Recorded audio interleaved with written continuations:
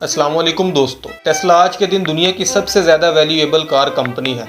इसकी market capitalisation $66 billion है। ये इतनी कीमती है कि टोयोटा और मर्सिडीज़ बेंज को भी पीछे छोड़ती है। ऐसी क्या ख़ास बात है इस टेस्ला में जो इसको इतना कीमती बनाती है? तो चलिए समझते हैं टेस्ला का बिजनेस मॉडल आज की इस वीडियो में। तो टेस्ला के बिजनेस मॉडल को समझने के लिए आप इसे मेनली 3 कैटेगरीज में डिवाइड कर सकते हैं। पहले नंबर पर आता है ऑटोमोटिव। ऑटोमोटिव का मतलब है गाड़ियों की सेल्स वगैरह, और सेल्स ऑफ रेगुलेटरी क्रेडिट्स भी इसी की एक टर्म है। ये मैं आगे चलकर आपको वीडियो में समझाऊंगा। और दूसरे नंबर पर आता है सर्विसिंग, जिसमें गाड़ियों की सर्विस वगैरह होती है। और तीसरे नंबर पर आता है एनर्जी बिजनेस, जिसमें पावर वॉल और सोलर रूफ वगैरह आते हैं। अगर गाड़ियों की बात करें तो टेस्ला ने पूरी दुनिया में 2022 में 13,13,851 गाड़ियां सेल की हैं, और ओवरऑल मार्केट शेयर टेस्ला का मोर देन 70% है। और अगर गाड़ियों की बात करें कि इनमें से सबसे ज़्यादा कौन सी पॉपुलर गाड़ियां हैं, तो वो है model X, model Y, model S और मॉडल 3। टेस्ला मॉडल एक्स की प्राइस $1,20,990 है। टेस्ला मॉडल वाई की प्राइस $52,990 है। टेस्ला मॉडल एस की प्राइस $94,990 है। टेस्ला मॉडल 3 की प्राइस $42,990 है। इस चार्ट में आप देख सकते हैं कि टेस्ला की कितनी गाड़ियां सेल हुई हैं 2022 में। मॉडल 3 1.5 लाख से कम सेल हुई हैं। मॉडल वाई 3.5 लाख से ज़्यादा सेल हुई हैं। मॉडल एस 4 लाख से कम सेल हुई है, और मॉडल एक्स 4 लाख से ज़्यादा सेल हुई है। अब गाड़ियों की सेल से प्रॉफिट मार्जिन कितना मिलता होगा टेस्ला को, इसके लिए आप देख सकते हैं ऑटोमोटिव ग्रॉस प्रॉफिट मार्जिन, जो बेसिकली होता है कि ओवरऑल सेल्स कितनी हुई और मैन्युफैक्चरिंग कॉस्ट कितनी पड़ी। टेस्ला के लिए ये प्रॉफिट मार्जिन 23.76% है। अब गाड़ियां बेचना टेस्ला का मेन सोर्स ऑफ रेवेन्यू है। इसके अलावा और कौन सा सोर्स है जिससे टेस्ला पैसे कमा रही है? तो आप ऑलरेडी जानते होंगे कि टेस्ला सिर्फ गाड़ियां ही नहीं बेचती, बल्कि ये सोलर रूफ और पावर वॉल जैसे प्रोडक्ट भी बेचती है। सोलर रूफ का मतलब है कि अगर आपने घर में सोलर पैनल्स लगवाने हैं तो वो आप टेस्ला के लगवा सकते हैं।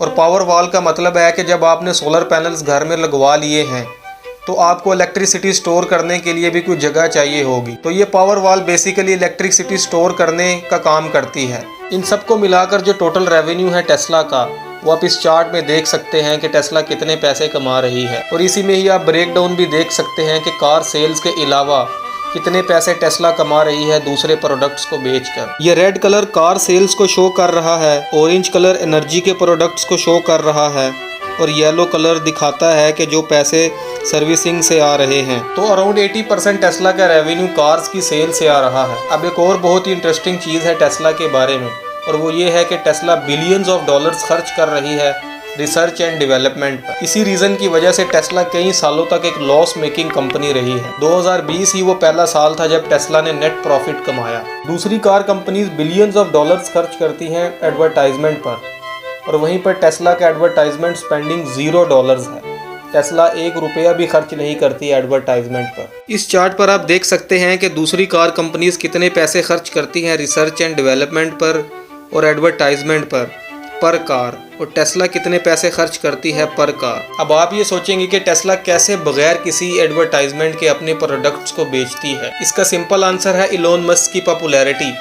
वो इतने फेमस हैं कि उनके एक ट्वीट से डोज कॉइन का प्राइस ऊपर नीचे होने लग जाता है। इसके फीचर्स ही इतने कमाल के हैं कि ऑटोमेटिकली लोग इस पर बात करने पर मजबूर हो जाते हैं, और मीडिया चैनल्स इसे कवरेज देने पर मजबूर हो जाते हैं। इसे हम मार्केटिंग की ज़ुबान में वर्ड ऑफ माउथ कहते हैं। मिसाल के तौर पर अगर आपको कोई चीज़ पसंद आती है तो आप उसे अपने फ्रेंड्स और फैमिली मेम्बर्स से शेयर करते हैं, और बगैर किसी ₹1 भी खर्च किए उस चीज़ की एडवर्टाइजमेंट होती रहती है।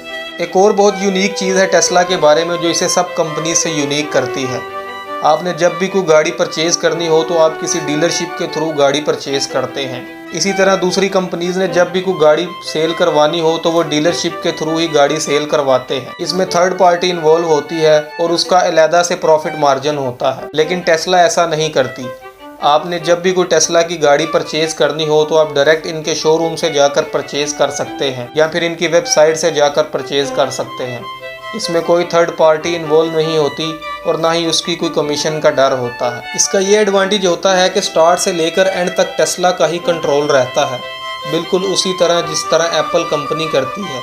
उसका भी स्टार्ट से लेकर एंड तक कंट्रोल रहता है। इसका एक डिसएडवांटेज ये भी है कि जगह जगह अपने सेंटर्स खोलने पड़ते हैं टेस्ला को, और स्टाफ्स को हायर करना पड़ता है, और उनकी ट्रेनिंग्स का भी अलहदा से खर्चा हो जाता है, और इन सब चीज़ों पर भी बहुत ज़्यादा खर्चा हो जाता है। लेकिन यूएस के कुछ स्टेट्स में टेस्ला की डायरेक्ट सेल बैन है, जैसे कि टेक्सास में टेस्ला डायरेक्ट सेल नहीं कर सकती, इसलिए टेक्सास में रहने वाले लोगों को यूएस के दूसरी स्टेट्स में जाना पड़ता है टेस्ला बाय करने के लिए। अब लास्ट में बात करते हैं रेगुलेटरी क्रेडिट्स की, जिसकी मैंने वीडियो के शुरू में बात की थी। अब ये रेगुलेटरी क्रेडिट्स क्या होता है? असल में अमेरिका में एक सिस्टम होता है कि जो भी car companies pollution free cars बनाएंगी उसे पॉइंट्स मिलेंगे, और उन पॉइंट्स को ही रेगुलेटरी क्रेडिट्स कहा जाता है। और जो भी कार कंपनीज पोल्यूशन वाली कार्स बनाएगी उसे ये पॉइंट्स खरीदने पड़ेंगे, या तो गवर्नमेंट से या फिर दूसरी कार कंपनीज से। तो टेस्ला शुरू से ही एक इलेक्ट्रिक कार कंपनी है, तो ये रेगुलेटरी क्रेडिट्स बहुत सारे हैं टेस्ला के पास, और ये रेगुलेटरी क्रेडिट्स टेस्ला दूसरी कार कंपनीज को बेचती है, जिससे ये अच्छे खासे पैसे कमा लेती है। 2020 की एनुअल रिपोर्ट के मुताबिक टेस्ला ने जो $500 मिलियन कमाए वो इन्हीं रेगुलेटरी क्रेडिट से कमाए थे। इनफैक्ट अगर ये रेगुलेटरी क्रेडिट्स ना होते तो साल 2020 में टेस्ला नेट लॉस में जाती। इस चार्ट में आप देख सकते हैं कि टेस्ला के नेट प्रॉफिट पर कितना असर पड़ता अगर ये रेगुलेटरी क्रेडिट से आने वाला पैसा ना होता टेस्ला के पास। तो कई एक्सपर्टीज़ का मानना है कि आने वाले सालों में ये सोर्स ऑफ रेवेन्यू भी नहीं बचेगा टेस्ला के पास, क्योंकि कुछ कंपनीज इलेक्ट्रिक व्हीकल बनाना शुरू हो चुकी हैं, और आने वाले सालों में ऑलमोस्ट सब कंपनियां ये इलेक्ट्रिक व्हीकल्स पर स्विच हो जाएंगी, और ये सोर्स ऑफ रेवेन्यू भी नहीं बचेगा टेस्ला के लिए। तो ये था दोस्तों टेस्ला का बिजनेस मॉडल। आज की वीडियो में बस इतना ही, मिलते हैं नेक्स्ट वीडियो में। तब तक के लिए हमारे चैनल को सब्सक्राइब कर दें और हमारी वीडियो को लाइक कर दें और ज़्यादा से ज़्यादा शेयर कर दें। अल्लाह हाफिज़।